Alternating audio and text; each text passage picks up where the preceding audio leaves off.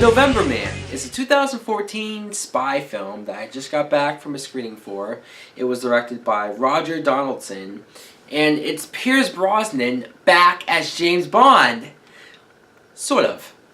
Because the plot is we meet Pierce Brosnan, who was a long-time agent. He's been in the game for so long. And at the very beginning, you see he was training this young kid in order to be a part of the group. But something went horribly wrong. Now, so many years later, Brosnan gets involved in this government cover-up conspiracy plot that is a little personal for him. And what do you know?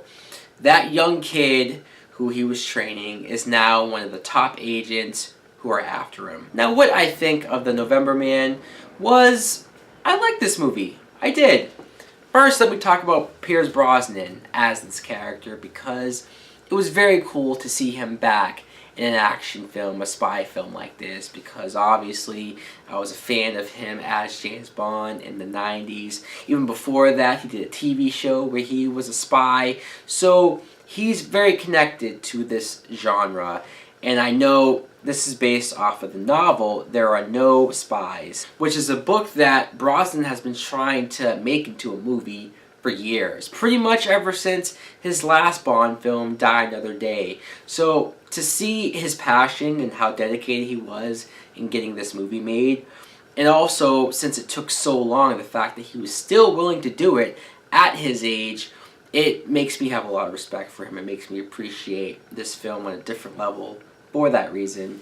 And I liked him as a character. You could tell he has been doing it a long time. He is a little like, I've been there, done that, and he's a little cocky, he's arrogant. His relationship with the young kid, played by Luke Bracey, I admit there's a lot of interesting stuff to it. The fact that he trained him and now he's after him. Sure, but I guess I never really felt like this young kid was a big threat for Brosnan. I'm not sure if you're supposed to feel that way though, because even while he's chasing him, Brosnan is even still, in some ways, teaching him and showing him what to do in situations, even though they're on opposite sides. We also have Olga Kurylenko, who I swear always shows up as the female in the spy action type films. And I liked her. I liked her character. A lot of backstory and twists with her character that I won't get into.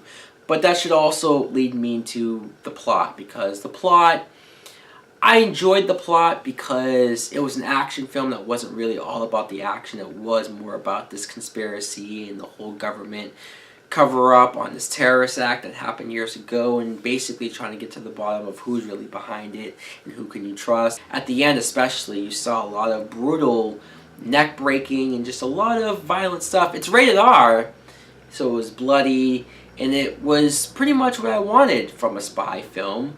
And it's refreshing because, like I was talking about in my review for Sin City, which nobody saw that film, ouch, I want more rated R films.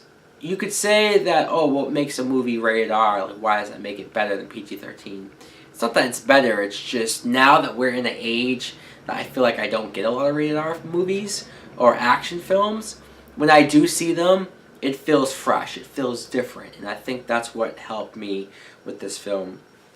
I'm not going to say it's a perfect movie. There were some slow parts, and there was some parts where, as I'm trying to figure out the plot, trying to figure out what's going on, it was losing me a little bit, but still, I was able to get into it. Brosnan is so charismatic, and I really liked him back in this genre.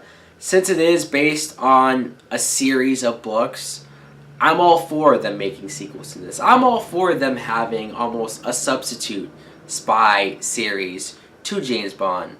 I love James Bond. I love the Daniel Craig James Bond movies. But to see another type spy movie, especially if it's rated R, I do hope this is successful. I do hope people go see it. My rating, I would want to give it a matinee because I'd love for people to go out to a theater and support it and this movie make money and do well, but I'll have to be honest and give it a rental, because it's not like a great spy film. It was good enough, and at the end of the day, it made me happy to see Brosnan back in a role like this. So guys, let me know in the comments below if you have any interest in seeing The November Man. Thanks for watching. Like and subscribe. Later!